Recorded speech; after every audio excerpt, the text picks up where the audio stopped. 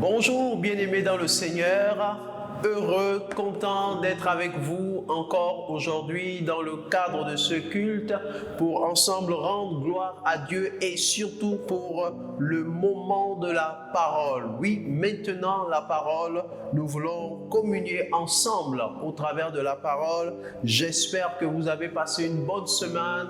J'espère que la faveur et la grâce de Dieu s'est manifestée dans vos vies. Gloire à Dieu. Nous avons été bénis tout au long de ce mois de février, mois pendant lequel nous étions en jeûne et prière. Et le Seigneur nous a fait beaucoup de bien. Le Seigneur nous a restaurés. Le Seigneur nous a visités. Le Seigneur nous a parlé.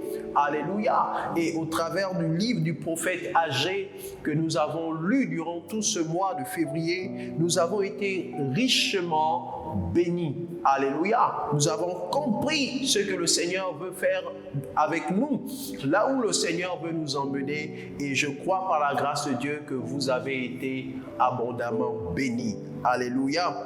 Aujourd'hui, nous voulons encore communier autour de la parole. Oui, la parole et encore la parole, nous ne pouvons pas vivre sans elle. La Bible dit que toutes choses ont été faites par la parole de Dieu. Et le Seigneur nous dit que l'homme ne vivra pas seulement de pain, mais de toute parole qui sort de la bouche de Dieu. Alléluia. Et donc, j'aimerais nous inviter à prier pour ce moment de la parole, pour ce moment de communion. Prions ensemble et disposons nos cœurs. Seigneur notre Dieu, merci pour ta grâce renouvelée dans nos vies aujourd'hui encore. Nous te bénissons de ce que tu rends ces moments possibles. Nous te disons merci au Dieu pour ces plateformes de communication que tu as mis à nos dispositions afin que nous puissions, même n'étant pas ensemble physiquement, que nous puissions être en esprit, que nous puissions communier ensemble autour de ta parole, autour de tout ce qui peut se faire et être diffusé dans les réseaux sociaux. Père, nous te disons merci, nous te disposons nos cœurs, nous prions au Dieu de gloire que tu nous parles. Parle-nous, Saint-Esprit. Oui, c'est toi qui agis. Agis en nous à cet instant où nous disposons nos cœurs. Viens nous remplir de toi. Viens nous remplir de la connaissance de ta parole. Donne-nous la sagesse pour appliquer cette parole. Merci pour ta présence. Nous te rendons toute la gloire, Seigneur, au nom de Jésus. Amen. Amen. Gloire soit rendue à Dieu qui nous donne donc cette occasion, cette opportunité de communier ensemble au travers des réseaux. Et donc, dès l'entame, je le disais, nous avons passé un mois de jeûne et prière et nous avons été richement bénis. Alléluia. Et pendant ce temps de jeûne et prière, nous avons eu une semaine qui consistait à parler des obstacles. Alléluia. Nous avons constaté que dans le livre de Agé, le peuple a rencontré aussi des obstacles lorsqu'ils ont commencé la construction du temple. Et donc, dans cette semaine-là, nous avons parlé des obstacles. Il y a un message que le Seigneur a mis dans nos cœurs, que j'aimerais partager avec le plus grand nombre maintenant. Ce message, c'est les 4 types de cœurs qu'il y a dans l'Église. Alléluia. Les 4 types de cœurs qu'il y a dans l'Église. Et c'est le Seigneur Jésus qui nous en parle. Et nous voulons partager ça aujourd'hui avec vous. Les 4 types de cœurs qu'il y a dans l'Église. Alléluia.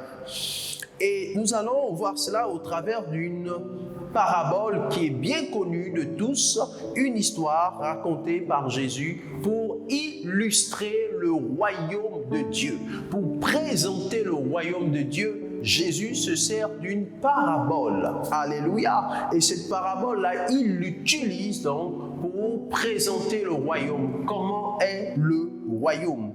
Alléluia. Et cette parabole, c'est celle du semeur. Alléluia. La parabole du semeur qui nous est contée dans le livre de Matthieu, qui nous est aussi contée dans le livre de Marc, d'accord, et même dans Luc. C'est l'une des paraboles qui est reprise par la plupart des évangélistes qui ont rédigé les 4 évangiles. Et donc, on retrouve cette parabole dans Matthieu 13. Alléluia, dans Matthieu 13, dans Marc, il se trouve au chapitre 4, je pense, si ma mémoire est bonne. Mais nous préférons la version de Matthieu.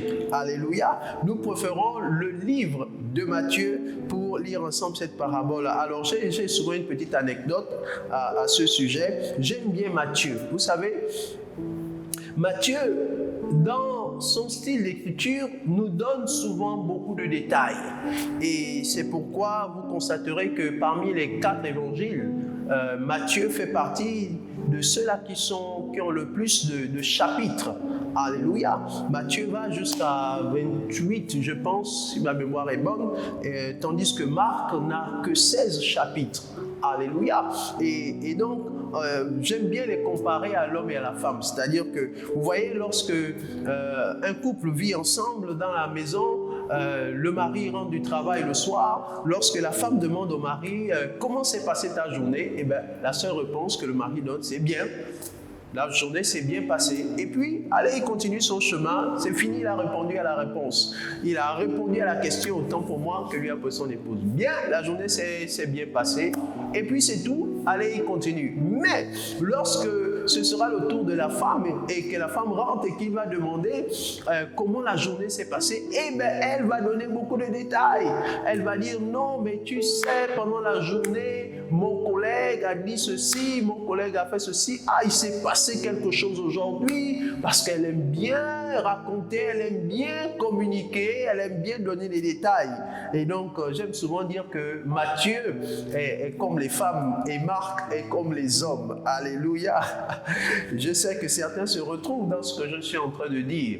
Les hommes communiquent très peu et les femmes communiquent beaucoup. Alléluia. Bon, bref, c'était juste pour détendre l'atmosphère. Mais pour de vrai, Matthieu nous donne beaucoup de détails quand même dans la plupart de ses récits. Alléluia. Et il donne beaucoup plus d'informations dans la plupart de ses récits que Marc. Et Marc aussi a ses avantages. Chacun a ses avantages. Donc, ce n'est pas pour dire que l'un est meilleur que l'autre. Non, absolument pas. Chacun a ses avantages. Il y a des récits dans Marc qu'on ne retrouvera pas dans Matthieu. Donc, les 4 évangiles se valent. Amen. Alors, nous lisons ensemble Matthieu chapitre 13 pour entrer dans notre message. Nous lirons les versets 3 à 11 et ensuite les versets 18 à 23, histoire de gagner du temps. Mais vous pouvez lire du verset 1er au verset 23, 24, 25, il n'y a pas de problème. Mais pour ce qui nous concerne, les lectures qui nous intéressent, c'est le verset 3 à 11 et les versets 18 à 23. Alléluia. Alors nous y sommes, j'espère que vous y êtes. Nous allons faire la lecture ensemble de cette parabole, quand bien même nous la connaissons. Alors il est écrit dans Matthieu chapitre 13, du verset 3 à 11. Il leur parla en parabole sur beaucoup de choses. Il s'agit de Jésus. Il leur parla en parabole sur beaucoup de choses et il dit: un semeur sortit pour semer. Comme il semait, une partie de la semence tomba le long du chemin. Les oiseaux vinrent et la mangeaient. Une autre partie tomba dans les endroits pierreux, où elle n'avait pas beaucoup de terre. Elle leva aussitôt, parce qu'elle ne trouva pas un sol profond. Mais quand le soleil parut, elle fut brûlée et sécha, faute de racines. Une autre partie tomba dans les épines. Les épines montèrent et l'étouffèrent. Une autre partie tomba dans la bonne terre. Elle donna du fruit. Un grain 100, un autre 60, un autre 30. Que celui qui a des oreilles pour entendre. Les disciples s'approchèrent et lui dirent, « Pourquoi leur parles-tu en parabole ?» Jésus leur répondit, « Parce qu'il vous a été donné de connaître les mystères du royaume des cieux, et que cela ne leur a pas été donné. » Alléluia. Lisons ensuite les versets 18 à 23. Jésus dit, « Vous donc, écoutez ce que signifie la parabole du semeur. Lorsqu'un homme écoute la parole du royaume et ne la comprend pas, le malin vient et enlève ce qui a été semé dans son cœur. Cet homme est celui qui a reçu la semence le long du chemin. Celui qui a reçu la semence dans les endroits pierreux, c'est celui qui entend la parole et la reçoit aussitôt avec joie. Mais il n'a pas de racine en lui-même. Il manque de persistance. Et dès que survient une tribulation ou une persécution à cause de la parole, il y trouve une occasion de chute. Celui qui a reçu la semence parmi les épines, c'est celui qui entend la parole, mais en qui les soucis du siècle et la séduction des richesses étouffent cette parole et la rendent infructueuse. Celui qui a reçu la semence dans la bonne terre, c'est celui qui entend la parole et la comprend.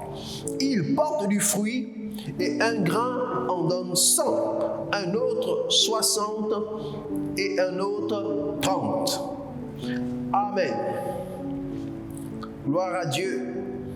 Voici donc cette merveilleuse histoire, cette parabole que Jésus raconte pour illustrer le royaume de Dieu aux disciples. Et les disciples lui demandent pourquoi est-ce qu'il parle en parabole. Il leur dit, à vous, il a été donné de connaître les mystères du royaume, mais aux autres, cela n'a pas été donné. Alléluia. Et aujourd'hui, le Seigneur veut nous aider à comprendre un peu plus en profondeur cette parabole, histoire de comprendre les mystères du royaume de Dieu. Alléluia, histoire de comprendre les mystères du royaume. Il est vrai que très souvent, dans la plupart des cas où nous avons partagé et prêché cette parabole, nous l'avons prêché, utilisé simplement dans le contexte de l'évangélisation. Alléluia. Et nous avons illustré en parlant de ceux à qui on prêche l'évangile et puis refusent de la recevoir, que cela représentait plus ou moins les personnes en qui les grains et tout ça ne donnaient pas de fruits. Et donc, nous avons souvent limité notre compréhension de cette parabole à l'évangélisation. Il est clair, il est vrai que oui, cette parabole intègre l'évangélisation parce qu'il est question à la base de communiquer la parole du royaume. Alléluia. Il est vrai que c'est ça la base. Mais lorsqu'on s'assoit et on médite sur le texte va beaucoup plus loin que le cadre de l'évangélisation. Il touche aussi le cadre de la croissance spirituelle. Il touche aussi le cadre de la maturité spirituelle en Christ. Alléluia, parce qu'il y a une évolution. Jésus présente 4 terres, 4 types de sols. Et ces 4 types de sols ou de terres représentent les cœurs. Alléluia. Jésus aime bien utiliser le domaine de l'agriculture pour communiquer parce que les Israélites étaient de bons cultivateurs. C'étaient de grands cultivateurs. La plupart du temps, ils vivaient de ce qu'ils produisaient eux-mêmes. Donc, ils comprenaient très bien le langage de Jésus lorsque Jésus parlait en parabole et lorsque Jésus utilisait des illustrations en rapport avec l'agriculture. Et très souvent, la terre agricole est utilisée comme illustration pour présenter le cœur de l'homme. Alléluia. Cette terre dans laquelle il doit avoir de la semence est comme le cœur de l'homme dans lequel est semée la parole de Dieu. Et donc, lorsque nous voulons parler des 4 types de cœurs, nous voulons en réalité parler de ces 4 sols. Ces 4 terres dont Jésus parle. Alléluia. Il dit qu'un semeur est sorti pour semer et le long du chemin, donc sur le sol, le long du chemin, le semeur a jeté les grains au fur et à mesure qu'il avançait et il traversait différents types de terre ou de sol. Et la Bible dit que le premier, il a jeté les grains sur le sol le long du chemin où il marchait. Les oiseaux du ciel sont venus, ont picoré la semence et sont repartis. Et le deuxième, il dit que c'était un sol qui était très pierreux. Il y avait beaucoup de pierres sur ce sol, dans cette terre, et il a jeté la semence. Comme il n'y avait pas la possibilité pour la graine de suivre correctement son processus, il n'y avait pas la possibilité de vraiment s'enfoncer. Et donc, elle n'a pas pris le temps nécessaire de rentrer et de mourir dans le sol. Elle s'est levée aussitôt. Et aussitôt qu'elle s'est levée, le texte nous dit que le soleil est sorti, le soleil a frappé sur cette jeune plante et elle s'est brûlée et elle n'a pas donné de fruits. Et puis Jésus parle du troisième en disant que c'est le sol qui avait beaucoup d'épines. Et il a jeté la semence, mais comme c'était de la terre avec des épines, mais au moins la semence est rentrée, elle est morte, elle a commencé son processus de germination, la plante s'est levée, mais les épines ont étouffé cette plante et elle n'a pas pu résister et elle est morte. Elle n'a pas donné de fruits. Quatrième moment, il est arrivé le semeur sur le bon sol, sur la bonne terre, et lorsqu'il a jeté les grains, ça a produit, ça a donné 100, l'un a donné 100, l'autre a donné 60, comme 100 fruits, 60 fruits et 30 fruits. Et Jésus donne ensuite l'explication de la parabole. Alléluia, l'explication de la parabole. Et il parle du premier cœur. Nous voulons donc commencer à parler de chaque type de terre comme étant chaque type de cœur que l'on rencontre. Oui, et nous voulons en parler, nous voulons emmener ça dans le contexte de l'Église. Alléluia, parce que c'est une parabole qui touche aussi à la maturité dans l'Église, qui touche aussi à la croissance dans le royaume, autant pour moi. Mais le royaume de Dieu aujourd'hui est représenté en miniature par l'Église. Alléluia, est en miniature représenté par l'Église et même l'Église locale. Et donc, dans le premier cas, Jésus dit que le sol, la semence est tombée le long du chemin. La semence est tombée le long du chemin. Et voici ce qui s'est passé. Il dit que le malin, il dit que lorsque un homme écoute la parole du royaume et ne la comprend pas, le malin vient et enlève ce qui a été semé dans son cœur. Cet homme est celui qui a reçu la semence le long du chemin. Voici donc le premier type de cœur que l'on rencontre. Et laissez-moi vous dire que les trois premiers sols dont il est question, les 3 premiers cœurs constituent des obstacles pour la foi. Et c'est le cœur de notre message, c'est de comprendre que ces types de terre-là, ce type de cœur-là représente en lui-même des obstacles pour la foi. Parce que le sol qui a des épines, qui a des pierres, etc., l'autre qui ne permet pas à la graine de s'enfoncer, ce type de sol-là ne peut pas permettre à la foi. Parce que ce qui nous emmène à produire des fruits, c'est d'abord la foi. Et donc, naturellement, ce type de cœur constitue des obstacles à la foi. Venons sur le premier. Alléluia. Jésus dit que lorsqu'un homme écoute la parole du royaume et ne la comprend pas, le malin vient et il enlève. Donc les oiseaux sont en réalité une illustration pour parler du malin, pour parler du diable, pour parler de l'accusateur, pour parler de celui-là qui vient et il enlève cette semence, cette parole qui a été semée dans le cœur.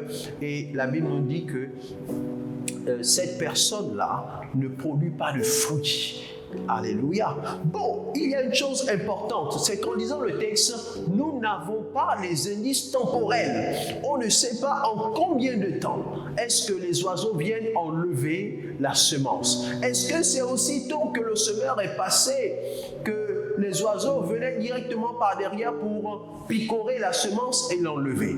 Est-ce que ça a mis un jour, 2 jours, 3 jours, 4 jours, 1 semaine, 2 semaines, 1 mois, 6 mois, 1 année avant que les oiseaux ne viennent enlever, c'est-à-dire avant que l'ennemi ne vienne enlever? Nous ne savons pas, nous n'avons pas exactement l'indice de temps dans ce texte. Alléluia. Nous n'avons pas exactement l'indice de temps. Donc, on peut supposer, parce qu'il n'est pas question de gens qui ne reçoivent pas la parole. Jésus parle des gens des cœurs qui reçoivent la semence de la parole. Et c'est pourquoi nous voulons ramener ça dans un contexte du royaume, dans le contexte de l'Église. Il y a des gens qui reçoivent la parole, mais qui ne la comprennent pas.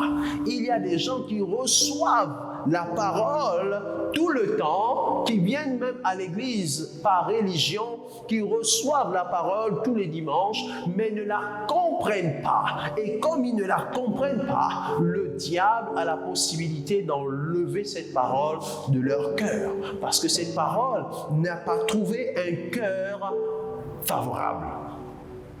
Alléluia. Et donc, la première terre est un cœur qui subit une conversion incomplète. Alléluia. Ce type de personne peut venir à l'église, mais sans réellement être converti. C'est-à-dire, on n'a pas subi le processus de conversion jusqu'au bout. Les personnes, il peut s'agir des personnes qui, au départ, viennent parce qu'elles recherchent le pardon, par exemple. Elles sont d'accord de rechercher le pardon de Dieu. Elles sont d'accord d'avoir une bonne morale, de rechercher un peu plus de moralité dans leur vie. Des personnes qui recherchent que Dieu leur accorde sa miséricorde, son pardon, leur permet d'avoir un peu plus de bonne moralité, mais en réalité ne sont pas régénérées par le Saint-Esprit. Elles ne reçoivent donc pas le salut, et comme elles ne reçoivent pas le salut, elles ne passent pas par le processus de la nouvelle naissance, et par conséquent, n'entrent jamais dans une véritable communion avec Christ et les autres croyants. Cela ressemble à des demi-conversions. Nous nous posons souvent la question, pourquoi est-ce que des personnes viennent nombreuses à l'église, mais nous avons très peu de conversions véritables? Parfois même des personnes qui vont s'engager jusqu'à aller dans les eaux du baptême et après, elles disparaissent. Il y a eu tellement d'exemples comme ça dans ces derniers temps de l'Église. Je ne parle pas seulement de nous, je parle de l'Église en général. Il y en a tellement. Et donc, on a le sentiment d'avoir en face de nous des demi-conversions. Des gens qui viennent à l'Église, mais lorsque la parole est semée, est prêchée, la parole tombe dans leur cœur, mais malheureusement n'y entre pas. Et par conséquent, le malin vient et il enlève cette parole. Et ce type de personne ne change pas. C'est-à-dire qu'on ne constate pas les fruits d'une nouvelle naissance dans leur vie. Ce sont des personnes qui en réalité sont comme des religieux, qui viennent pourtant à l'église de dimanche, mais ne subissent pas à l'intérieur d'elles le processus de nouvelle naissance. Et Jésus nous fait comprendre que ce type de personne peut représenter un quart de l'église. Alléluia. Peut représenter un quart de l'église, parce que Jésus utilise cette parabole-là pour illustrer le royaume de Dieu.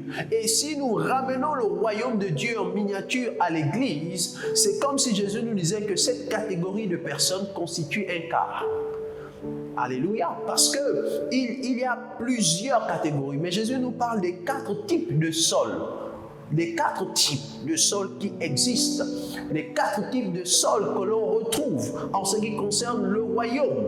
Le royaume. Et donc, si nous ramenons ça en miniature à l'église, on dirait les 4 types de sols qu'on retrouve dans l'église. Et donc, si l'église est composée des 4, cela signifie que chacun représente un quart de l'église. Alléluia. C'est juste un calcul mathématique. Et donc, il y a des personnes comme ça qui peuvent représenter jusqu'à un quart de l'Église, mais qui en réalité ne subissent pas à l'intérieur le processus de régénération du Saint-Esprit, le processus de la nouvelle naissance, de la transformation de l'intelligence. Mais pourtant, la semence est déposée dans leur cœur. Je disais tout à l'heure, je ne m'occupe pas de ceux qui ne reçoivent pas la semence. Mais il s'agit ici, Jésus parle des gens qui reçoivent la semence du semeur. Donc la parole de Dieu, de ceux qui écoutent. Alléluia. On pourrait se demander comment est-ce possible? Mais oui, c'est possible, c'est une réalité. Et quelquefois, nous avons le sentiment que lorsque ce type de personne s'en va, nous avons le sentiment que les gens ont perdu le salut. Non, en réalité, ils n'ont pas perdu le salut. Ils n'ont jamais obtenu ce salut-là, quoi qu'ils étaient au milieu de vous. En vérité, ils n'ont jamais obtenu ce salut. Alléluia. Parce que le salut, ce n'est pas quelque chose qui se perd comme ça. Ils n'ont jamais obtenu ce salut, quoi qu'ils étaient là. Parce qu'ils avaient un cœur qui constituait un obstacle à la foi dans leur vie. Il y a quelques causes. Bon, on pourrait énumérer beaucoup de causes. Alléluia. Et quelquefois, les causes, les torts peuvent même être partagés. À la limite, j'ai envie de dire. Alléluia. Oui, parce que quelquefois, l'Église aussi peut se retrouver quelque part responsable. Si l'Église ne s'occupe que très peu de ceux-là qui constituent cette catégorie de personnes. Si l'Église ne leur prêche pas un message de salut, un message de repentance, ce sont des personnes qui ne se repentent pas sincèrement.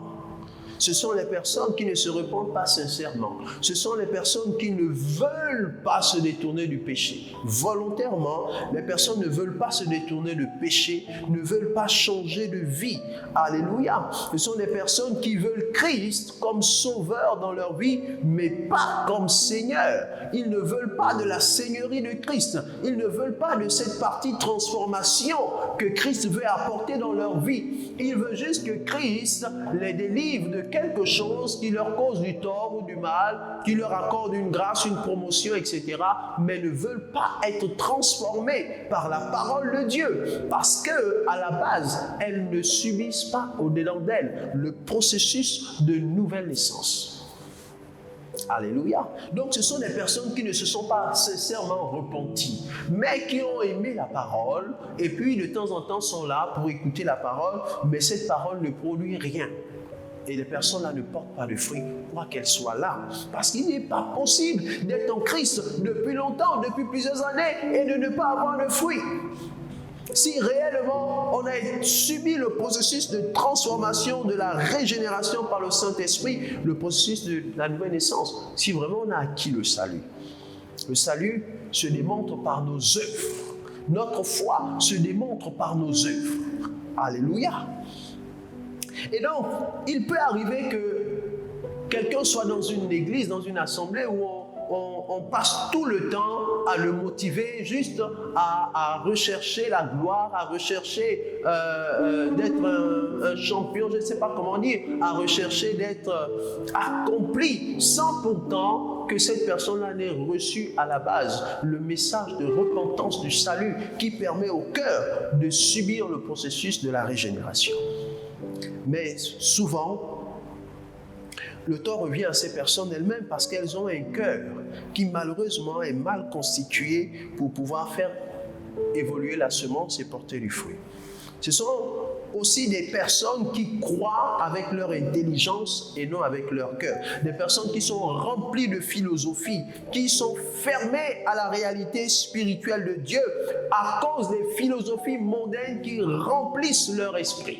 Tellement de philosophies remplissent l'esprit que les personnes passent tout le temps à raisonner avec Dieu, raisonner avec la parole de Dieu, parce qu'elles semblent connaître tellement de choses sur le plan spirituel ou intellectuel, et donc ne laissent pas leur cœur subir le processus de transformation par la parole et croient avec leur intelligence. Elles aiment bien l'église, peut-être parce qu'elles sont là, peut-être parce que l'église est bien décorée, peut-être parce que la louange est excellente, peut-être pour une raison ou pour une autre, parfois même une raison éphémère. Mais le cœur ne subit pas la vraie transformation. Et après, ces personnes, comme elles sont tellement remplies de philosophie, raisonnent beaucoup avec la parole de Dieu, finissent parfois par s'écarter de la vraie doctrine, ou alors par sortir de l'église. On a le cas dans 2 Timothée chapitre 2, versets 16 et 17, l'apôtre Paul parle d'un certain Hyménée et d'un certain Philette. Les gens qui étaient là dans l'église et qui aimaient les discours, qui aimaient bien discourir, et les discours profanes, qui aimaient ceci, qui aimaient cela. Et puis au finish, ils ont fini par tomber dans une hérésie, une philosophie hérétique de Christ. 2 Timothée chapitre 2, versets 16 et 17. L'apôtre Paul dit à Timothée, évite les discours vains et profanes, car ceux qui les tiennent avanceront toujours plus dans l'impiété, et leur parole rongera comme la gangrène. De ce nombre sont Hyménée et Philette, qui se sont détournés de la vérité, disant que la résurrection est déjà arrivée, et qui renversent la foi de quelques-uns. Donc Hyménée et Philette étaient là, mais ils aimaient seulement les discours vains et profanes. Et Paul avertit Timothée en disant, fais attention, ne te retrouve pas dans les discours vains et profanes comme ceux-là, comme Hyménée et Philette. La finalité, c'est quoi? C'est que Hyménée et Philette ont fini par se détourner de la vérité de la parole et à inventer une histoire, soi-disant que la résurrection est déjà arrivée. La résurrection des morts, alors qu'elle n'est pas encore arrivée. Elle arrivera après le retour de Christ au jugement. Donc, chers amis, Jésus nous fait comprendre qu'il y a peut-être un quart de personnes qui a ce type de cœur-là. Parce que quand on fait la division sur 4, ça représente un quart. Et donc, on va faire attention. Si tu te retrouves dans ce type de cœur, sache que le Seigneur t'appelle à changer. Et je terminerai avec ça. Prenons rapidement le deuxième type de cœur. La deuxième terre dont Jésus parle est un cœur qui manque de racines. Waouh! Un cœur qui manque de racines. Et les personnes qui possèdent ce type de cœur-là représentent aussi un quart. Un quart. Ils entrent dans le royaume et ils constituent environ un quart. Jésus dit que la deuxième terre est un cœur qui manque de racines. Revenons encore sur le texte de l'explication de la parabole de Jésus. Il dit ceci. Celui qui a reçu la semence dans les endroits pierreux, c'est celui qui entend la parole et la reçoit aussitôt avec joie. Il entend la parole et il la reçoit dans son cœur avec joie. Mais il n'a pas de racine en lui-même. Il manque de persistance et dès que survient la tribulation ou une persécution à cause de la parole, il y trouve une occasion de chute. Voilà le deuxième type de terre. Les terres qui ne favorisent pas les racines. Alléluia, parce qu'il y a beaucoup de pierres. Il y a beaucoup de pierres. Et les pierres constituent des obstacles dans ce type de terre, des obstacles dans ce type de cœur. Il y a des personnes qui ont ce type de cœur-là et qui ont des pierres à l'intérieur et ça constitue des obstacles à leur foi. Jésus dit que ce type de personnes-là, c'est des gens qui reçoivent la parole avec joie. Alléluia, qui reçoivent la parole avec joie. Et donc, bien évidemment, qui reçoivent la parole du royaume avec joie, qui acceptent la parole du royaume avec joie. C'est les personnes qui confessent Jésus, qui acceptent Jésus comme Seigneur et Sauveur, qui confessent Jésus, qui viennent à l'église. Malheureusement, ces personnes-là ont des cœurs remplis de pierres et par conséquent, elles n'ont pas de racines. Et ça, c'est la deuxième terre. Ils ont bien reçu la parole. Satan n'a pas pu l'enlever. Ils sont différents du premier cas. Satan n'a pas pu enlever la semence, mais leur cœur n'a pas de racine, tout simplement. Pourquoi? Il manque de persistance. Et Jésus nous le fait comprendre. Il manque de persistance. Jésus dit, mais ils n'ont pas de racine. Il manque de persistance. Et dès que survient une tribulation, une persécution, à cause de la parole, ils y trouvent une occasion de chute. Ces personnes-là finissent par ne pas porter du fruit. Alléluia. Et plusieurs de ces personnes-là sortent même de l'église à cause de la parole. Jésus dit que c'est les personnes qui manquent de persistance. Alléluia. Lorsque on essaie de comprendre persistance, c'est l'action de persister. C'est le fait de ne pas changer quelque chose. C'est le fait de demeurer ferme. C'est des personnes qui, au départ, reçoivent la parole avec beaucoup de joie, qui sont zélées. Vous connaissez le zèle du début, là. Des personnes très zélées au départ. Vraiment zélées, sont émerveillées par le nouveau contact, la découverte de Christ, sont dans la joie, sont contentes. Mais ce n'est pas des personnes constantes. Ce n'est pas des personnes qui savent persister. Les synonymes de persistance, c'est constance, c'est fermeté, c'est entêtement, c'est obstination, opiniâtreté. Donc, ces personnes-là n'ont pas ces traits de caractère. Elles ne sont pas fermes, elles ne sont pas résolues, elles ne sont pas entêtées, elles ne sont pas obstinées à suivre Christ. Elles ne suivent pas Christ avec persévérance. Il y en a beaucoup qui ne persévèrent pas. Et Jésus dit que ce type de personnes-là, c'est le type de cœur ou de terre dans laquelle la semence a été jetée. Et comme il y avait des pierres, la semence n'est pas rentrée en profondeur. Donc n'a pas pu étendre des racines à cause des pierres et elle s'est levée. Donc le fait de se lever, c'est des personnes qui ont vite manifesté le zèle, ont vite manifesté la joie, sans avoir laissé même la parole bien s'enraciner, sans vraiment profiter des bénéfices de la parole pour que cette parole s'enfonce. Et donc, elles sont là en surface. Elles ont de la joie du zèle, mais pour un temps, parce qu'il n'y a pas de profondeur. Alléluia. Jésus dit que lorsque le soleil se lève, le soleil frappe sur cette jeune plante qui vient de pousser, cette plante-là finit par mourir.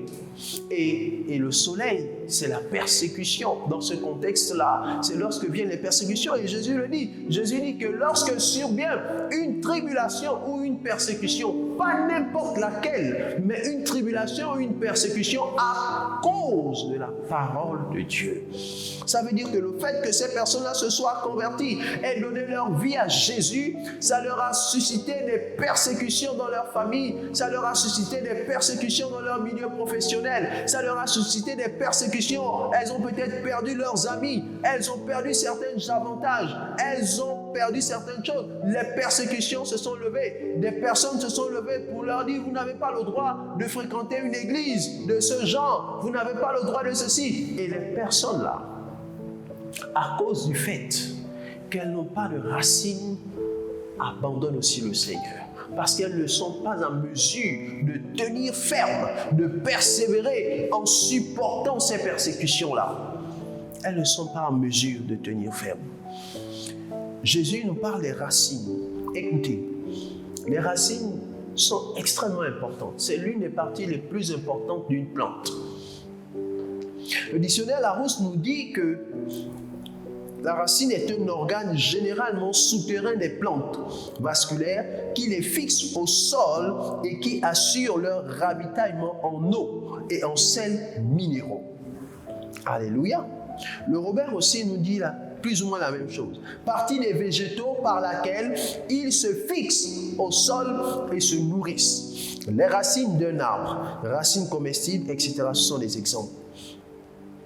Lui nous dit donc partie des végétaux par laquelle ils se fixent au sol et se nourrissent. Donc, en réalité, la racine a deux fonctions principales. La première fonction de la racine, c'est de fixer la plante au sol, de fixer la plante en profondeur. Et plus les racines s'étendent, plus la plante ou l'arbre est fixe et résiste au vent, aux intempéries et à tout ce qu'il y a. La deuxième fonction de la racine, c'est d'apporter de la nourriture. Donc de l'eau, tirer de l'eau dans le sol et les sels minéraux pour que la racine, pour que la plante se nourrisse. Donc, une plante qui n'a pas de racines, n'est pas bien fixe. 2, ne mange pas, ne se nourrit pas correctement. Parce qu'elle ne peut pas puiser de l'eau dans le sol pour se rafraîchir lorsque le soleil frappe. Elle ne peut pas puiser des sels minéraux pour se nourrir, pour grandir et grossir. Et c'est exactement ça. Lorsque nous avons des cœurs de personnes qui n'ont pas de racines, ce qui se passe, c'est qu'elles ne peuvent pas puiser dans la révélation de la parole pour se nourrir elles-mêmes. Elles ne peuvent pas bénéficier des avantages de la parole pour grandir. Alléluia. Elles ne peuvent pas prendre de l'eau de la parole. Elles ne peuvent pas puiser de l'eau de la parole elles-mêmes, se nourrir de la parole elles-mêmes. Les personnes qui ne parviennent pas à se nourrir elles-mêmes en lisant la Bible, en lisant la parole, qui ne parviennent pas à recevoir les enseignements elles-mêmes lorsqu'elles prennent la Bible, doivent faire attention. Il peut s'agir des cœurs qui n'ont pas de racines. Alléluia. Il s'agit des cœurs qui n'ont pas de racines. Il n'est pas juste question d'écouter le prédicateur, mais il faut que toi-même, quand tu prennes la Bible, tu ressens que tu comprends quelque chose. Tu ressens que tu te nourris de la Bible. Tu ressens que tu reçois quelque chose, même une révélation. Chrétien, 15 ans dans le Seigneur, lorsque tu ouvres la Bible, tu ne reçois jamais de révélation. Tu ne reçois jamais une compréhension qui illumine ton esprit. Vous savez, il y a une expérience merveilleuse, même lorsque vous avez faim et que vous prenez la parole, vous la méditez, lorsque vous recevez une illumination de la parole, même la faim disparaît. Vous vous sentez nourri de la parole, nourri de la parole. Alléluia. Et lorsqu'on n'a pas de racines, malheureusement, on n'est pas bien nourri de la parole. On ne grandit pas correctement. Et lorsque la persécution arrive, parce que soyez-en sûrs, les persécutions, il y en aura toujours. Jésus, dans ses paraboles, n'occulte pas la persécution. Et même dans l'histoire de celui qui bâtit la maison sur le sable et l'autre sur le roc, il nous parle de persécution. Les persécutions, il y en aura. Les tribulations, les difficultés, il y en aura. Si nous n'avons pas de racines profondes, cela signifie que nous avons un cœur pierreux. Et ce cœur pierreux est un obstacle pour la foi. Des personnes comme ça peuvent mettre un temps à l'église, mais finiront par succomber aux persécutions et sortir de l'église. Et Jésus dit que ça peut représenter un quart de personnes. Alléluia. Alléluia. La troisième catégorie, je vais évoluer pour gagner en temps. La troisième catégorie, c'est ce que j'appelle la terre épineuse. La terre épineuse. La terre épineuse est un cœur rempli de 3 choses. Premièrement, les soucis de ce siècle. Deuxièmement, l'amour des richesses du monde. Et troisièmement, les convoitises. Les 2 derniers points sont plus ou moins la même chose, mais je préfère les distinguer pour faciliter la compréhension. Alléluia. Jésus dit que celui qui a reçu la semence parmi les épines, c'est celui qui entend la parole, mais en qui les soucis du siècle et la séduction des richesses étouffent cette parole et la rendent infructueuse. Alléluia. Jésus parle les soucis de ce siècle, la séduction des richesses. C'est la séduction des richesses que nous avons divisée en 2 groupes. L'amour pour les richesses du monde et les convoitises charnelles. Alléluia. Jésus dit que la terre épineuse, c'est cette terre qui a des épines qui reçoit la parole. Encore une fois de plus, il s'agit de personnes qui reçoivent la parole, de personnes qui acceptent la parole, de personnes qui sont, on va dire, quasiment dans le royaume, qui ont reçu la parole, qui ont même commencé à marcher avec Christ. Malheureusement, les soucis de ce siècle sont tellement présents dans leur esprit que les soucis étouffent la parole. Alléluia. Jésus parle des soucis de ce siècle, il parle de l'amour des richesses. Nous parlons aussi de convoitise charnelle. Il y a des personnes qui ont bien reçu le Seigneur, qui sont zélées, qui servent le Seigneur, mais à un moment donné, sont trop tournés vers les soucis. Les soucis ne finiront jamais. Tant que nous serons sur la terre des vivants, que nous soyons enfants de Dieu ou non, que nous appartenons à tel groupe spirituel ou non, nous aurons toujours des soucis. La terre est faite de soucis. Et donc, si nous nous soucions essentiellement de ce que le siècle présent peut nous offrir ou ne pas nous offrir, nous allons laisser la parole de Dieu qui a été semée dans notre cœur être étouffée par les soucis. Les soucis de facture, je n'ai pas encore payé mon courant, payé mon eau, je dois faire ceci, courir après ceci, je n'ai pas le temps, le travail, si je ne travaille pas, je ne pourrai pas payer mon eau, je ne pourrai pas payer mon courant, et puis je n'ai plus la paix. J'ai ceci, des médicaments, plein de soucis de ce siècle qui étouffent la parole et ne permettent pas aux personnes de porter du fruit. Donc, une fois de plus, dans toutes ces catégories de terre, nous n'avons pas les indices temporels de combien de temps ça peut durer ou pas. Et donc, nous supposons que ça peut prendre le temps que ça peut prendre. Alléluia. Donc, ça peut être des personnes qui ont 1 an, 2 ans, 3 ans, 24 ans, même 5 ans et poussière dans l'église, mais dont les soucis de ce siècle envahissent toujours l'esprit. Et les personnes ne parviennent pas à servir le Seigneur, n'ont jamais le temps, sont oppressées par le travail, oppressées par les soucis, oppressées par la résolution de nombreux problèmes, si bien qu'elles ne trouvent jamais le temps pour servir le Seigneur et par conséquent ne peuvent pas porter du fruit pour le Seigneur. Le fruit dont il est question, c'est le fruit pour le Seigneur, c'est l'œuvre de Dieu, c'est des personnes qui font l'œuvre de Dieu et qui sont une bénédiction pour leurs frères et pour l'Église tout entière, pour leurs frères, pour Dieu et pour leurs frères. Les personnes qui portent du fruit. Alléluia. Beaucoup viennent à l'église juste pour écouter la parole, mais leur cœur constitue un obstacle à la croissance de leur foi pour être capable de porter des fruits pour le Seigneur. Il est question de porter des fruits pour le Seigneur. Alléluia. Et donc les personnes sont remplies tellement de soucis qu'ils ne parviennent pas.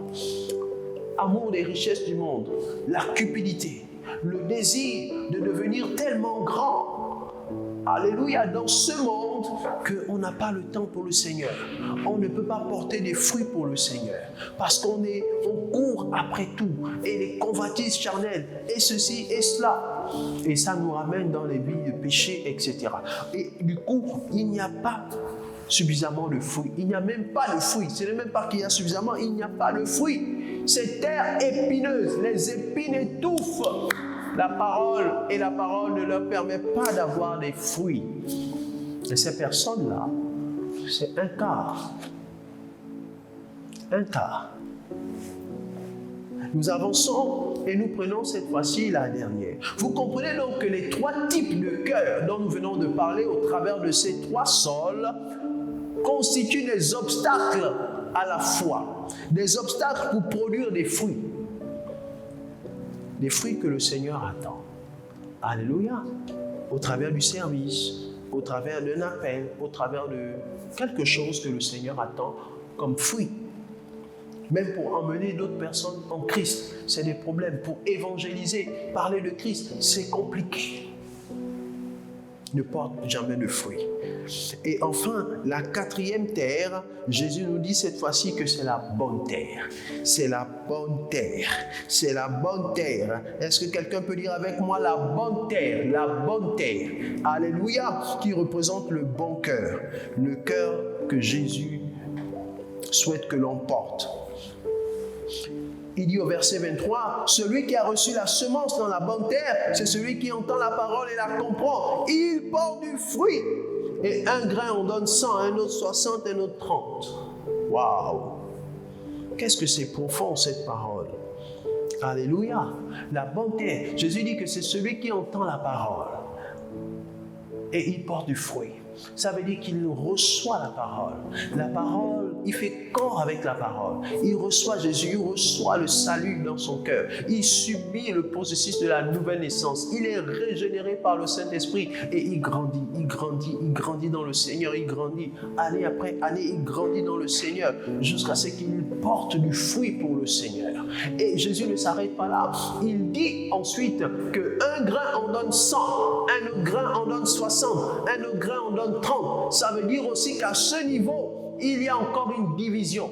Donc, il y a 3 catégories de bonne terre. Il y a la terre qui produit 100, il y a la terre qui produit 60, il y a la terre qui produit 30. Alléluia. Ça veut simplement dire qu'il y a aussi des catégories dans la bonne terre. Il y a ceux-là qui constituent la qualité supérieure.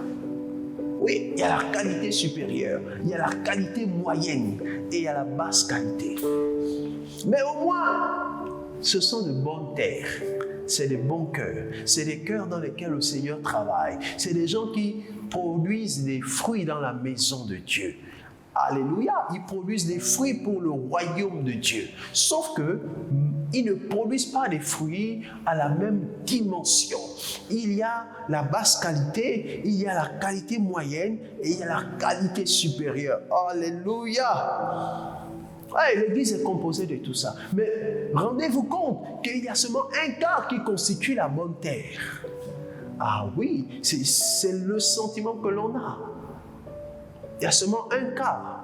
Et c'est ce que la parabole nous dit, qu'il y a seulement un quart qui constitue la bonne terre. Les 3 autres quarts ont des problèmes. Donc, il y a au moins 3 quarts des personnes, des membres de l'Église qui ont des problèmes avec leur cœur. Et leur cœur n'est pas des terrains, ne constitue pas, autant pour moi, des terrains favorables à l'éclosion de la foi pour porter des fruits. Un quart de l'Église. Lorsque j'ai médité dessus, j'ai dit, c'est compliqué, Seigneur, viens à notre secours. Alléluia. Si 80% de l'Église produisait des fruits en abondance, l'Église serait tellement puissante. Si je prends seulement la miniature d'Église Flot d'eau vive que nous sommes, si 80% des membres de Flot d'eau vive produisaient des fruits en abondance, Flot d'eau vive serait à une autre dimension. Parce que l'expansion ne repose pas que sur le leader, sur les collaborateurs, mais repose aussi sur la qualité de bonne terre qu'il y a dans l'Église. Alléluia, oui! La croissance de l'Église est fonction des types de terre qu'il y a dans l'Église.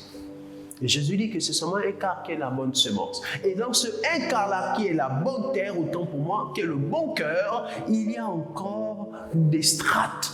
Il y a la qualité supérieure qui produit plus.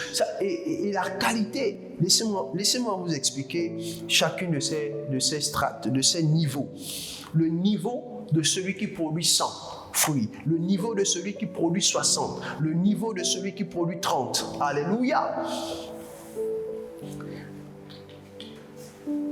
Celui qui produit 100, le cœur ou la terre qui produit 100 fruits, c'est une bonne terre.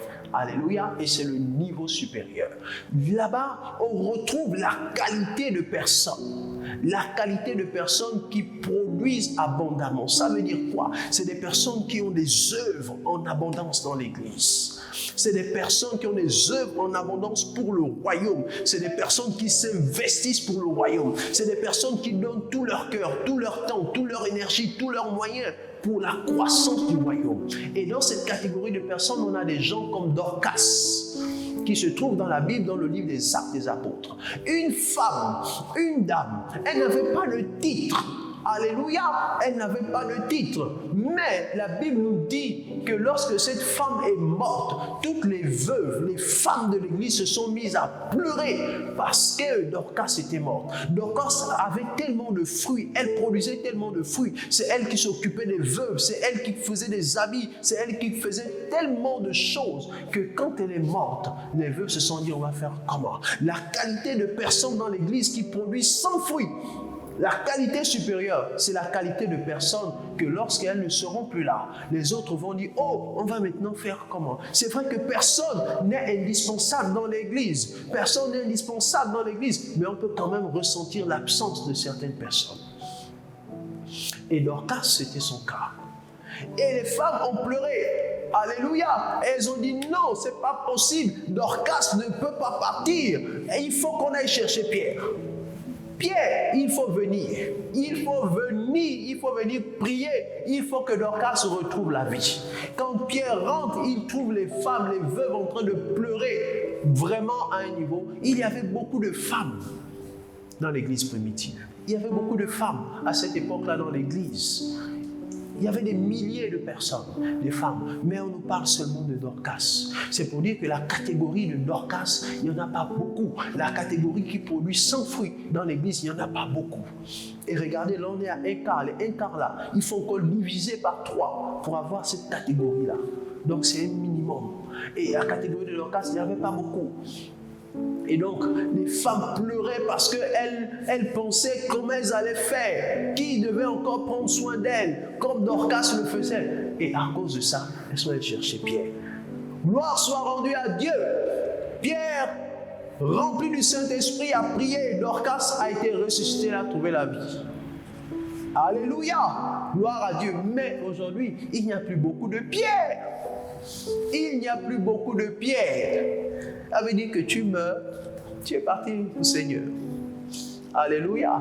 Il faut prier pour qu'on devienne des pierres, pour ressusciter des personnes comme ça. Alléluia.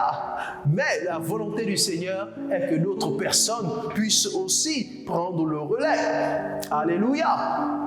Alléluia. Oui, les personnes comme Dorcas sont des personnes qui manquent. Ne sont pas forcément indispensables. Personne n'est indispensable à eux. Mais il y a des personnes, si elles ne sont plus là, elles vont manquer sérieusement. On va sentir leur absence. Alléluia. Et donc, vraiment, j'ai envie de te dire, j'ai envie de te demander, pose-toi la question, si tu n'es pas là, quand tu n'es pas là, est-ce qu'on ressent même ton absence? Quand tu n'es pas là, est-ce que les gens te cherchent même? Si on ne te cherche pas, si on ne constate même pas ton absence, là c'est dangereux. Ça veut dire que tu n'es pas dans cette catégorie-là.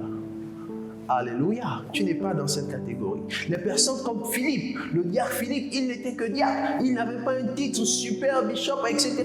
Mais il a converti une ville entière. Alléluia, ce n'est pas n'importe qui. C'est des personnes qui se sont données entièrement au Seigneur, sans réfléchir, sans chercher un avantage pour eux-mêmes, sans chercher quoi que ce soit d'autre. Et il n'y en a pas beaucoup. Et puis il y a la catégorie des gens qui produisent 60, il y a des catégories de ceux qui produisent 30. Alléluia. Je vous laisse vous-même faire votre classement. Qui est-ce que vous voyez porter du fruit et que vous pouvez classer dans cette catégorie-là? Moi, dans la catégorie de 30, je mettrais peut-être Marie. C'était une bonne terre, mais elle était tellement aussi occupée qu'elle ne pouvait pas forcément produire tous les bons fruits. Elle n'était pas constamment là où la parole était prêchée pour pouvoir produire des fruits. Mais néanmoins, Jésus l'a considérée comme une bonne terre. Alléluia.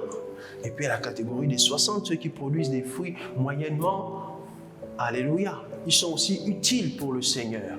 Ils sont aussi utiles pour le Seigneur, ils ont aussi des fruits. Alléluia, c'est aussi de la bonne qualité. Mais c'est le médium. C'est le médium. Je ne sais pas dans quel type de terre, de cœur tu te retrouves, mais j'ai envie de te dire que ça là, c'est le royaume. Jésus prend cette parabole pour illustrer le royaume. Il y a ceux qui reçoivent. Tout le monde reçoit la même semence. Tout le monde reçoit la même parole. Mais les cœurs font la différence. J'espère pour toi que tu n'aies pas un cœur rempli d'épines, de soucis de ce siècle, de convoitises, de désirs charnels, que tu n'aies pas un cœur rempli de pierres. Il y a tellement de pierres dans ton cœur est tellement dur qu'il ne permet pas à la parole de rentrer et de s'enraciner. J'espère que tu n'es pas une terre qui ne permet même pas à la parole de rentrer. La parole reste en surface et le malin peut facilement enlever. Le malin ne peut pas enlever la semence qui est rentrée déjà en terre. Il enlève la semence qui est en surface. Alléluia. Il enlève la semence qui est en surface. Quand c'est rentré en terre, ce n'est plus tellement le malin, c'est déjà rentré. À ce niveau-là, c'est maintenant, est-ce que tu as un cœur de pierre, un cœur rempli d'épines, ou bien tu es la bonne terre? Si tu es la bonne terre, tu produiras des fruits. Alléluia, c'est la bonne nouvelle. Je termine en disant ceci. Il n'y a pas de fatalité avec le Seigneur. Nous sommes dans la nouvelle alliance. Et c'est ça l'avantage. Nous sommes dans la saison de la grâce du Seigneur. Et donc, il n'y a pas de fatalité. Lorsque tu regardes la parole, si tu te retrouves dans une terre épineuse ou remplie de pierres, etc., j'ai envie de te dire qu'il n'y a pas de fatalité. Si tu te retrouves dans la bonne terre, mais que tu as très peu de fruits et que tu es dans les 30, j'ai envie de te dire qu'il n'y a pas de fatalité. La grâce de Dieu est disponible et tout est possible à celui qui croit. Ça veut dire que quelqu'un peut changer de catégorie. Ce n'est pas une fatalité. Même si 3/4 de l'Église ne sont pas ceux qui produisent le plus, j'ai envie de dire que l'inverse est possible parce que nous sommes dans la saison de la grâce. J'ai envie de dire que tout est possible à celui qui croit. Si quelqu'un se pense ne pas porter de fruit, alors décide de porter du fruit et tu porteras du fruit pour le Seigneur. Alléluia. On peut changer de catégorie. On peut partir d'une mauvaise terre, d'une terre pierreuse, épineuse, à une terre bonne. Tout simplement parce que le Saint-Esprit est là, parce que nous sommes dans la saison de la grâce, parce que Dieu ne fait exception de personne et que nous avons la possibilité de nous rattraper tant que nous avons le souffle. Alléluia. Je prie que le Seigneur bénisse cette parole. Je prie que le Seigneur te bénisse, toi qui reçois cette parole. Et que, en faisant ton examen, tu puisses te dire, waouh, je veux être une bonne terre pour le Seigneur. Et je ne veux pas seulement produire 30, 60, je veux être la qualité supérieure pour le Seigneur. Je veux être la qualité supérieure pour le Seigneur. Ça doit être notre objectif. Le Seigneur nous emmène cette année à marcher par la foi. Il dit, crois-tu? Alléluia, crois-tu? Tu dois croire que tu peux devenir une qualité supérieure de terre. Tu dois croire, alléluia, et laisser la parole œuvrer dans ton cœur. Laisser la parole rentrer. Arrête d'avoir trop de philosophie, trop de raisonnement, trop de ceci, cela. Reçois la parole comme un enfant. Même si tu la connais déjà, reçois-la toujours comme un enfant. Alléluia. Reçois-la toujours comme un enfant. Toujours comme un enfant. Est-ce qu'on peut prier ensemble? Que tu parles à Dieu maintenant. Dis, Seigneur, j'ai besoin de toi. Seigneur, j'ai écouté ta parole. Seigneur, viens me transformer. Seigneur, regarde mon cœur. Oh, les cœurs constituent des obstacles à l'éclosion de la foi, où tu nous parles de construire le temple, tu nous parles de bâtir le temple. Seigneur, je veux porter du fruit dans cette œuvre de construction de ton temple.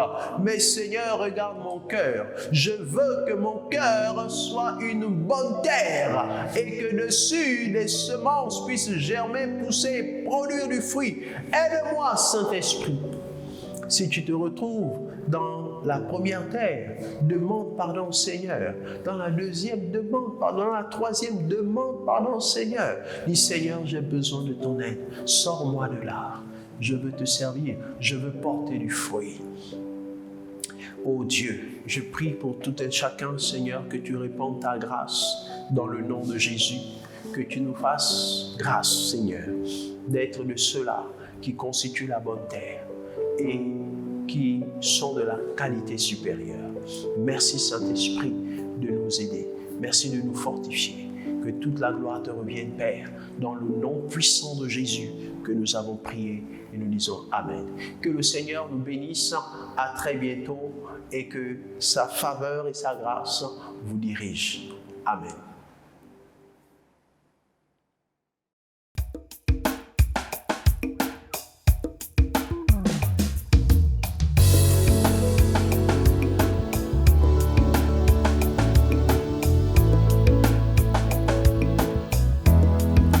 Je suis un flot.